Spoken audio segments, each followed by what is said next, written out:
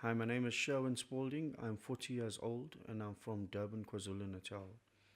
Um, Growing up in a colored community where drugs was the in thing to do, with me it was little bit different because at a young age of 15 years old, I experienced witnessing one of my very close friends who was consuming dagga at that time really have a diagnosis of drug psychosis. It put me in a position where I refrained from using that drug um, because I didn't want the same thing to happen with me. I then embarked upon my journey with my success rate in my school years and later on opening up my own business and becoming very successful.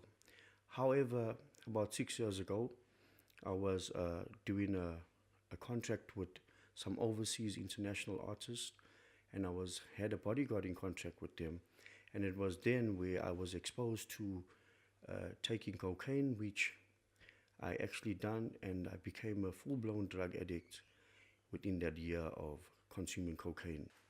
No, I wasn't afraid of cocaine because at that stage I did it socially and I did not actually realize the effects of cocaine at that stage. However, it was the second year of me being consuming cocaine where a friend of mine had said to me I was doing drugs for 3 days, and he said, why don't I take dagga to come down because my high was already 3 days into my system. And it was then where the very first time I encountered with the dagga called Durban poison, and one smoke of it from a bong kept me in a state of affair where I was diagnosed with drug psychosis for about 6 hours, and I thought really that I was actually dying. I hallucinated.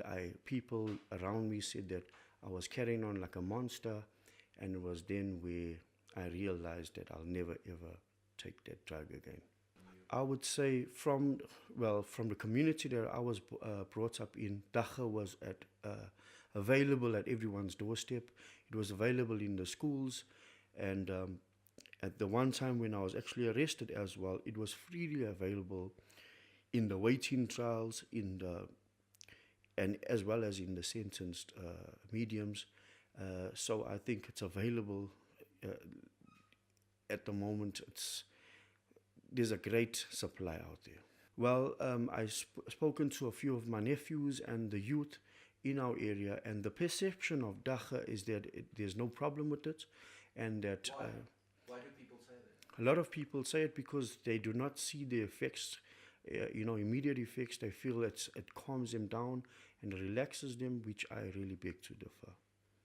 If South Africa legalizes dagga, we are basically giving our people, an open ticket to expose themselves to the very things that affected me as well as my friends, and that had a great negative effect in one's ability to be visionaries and also to perform their tasks at work.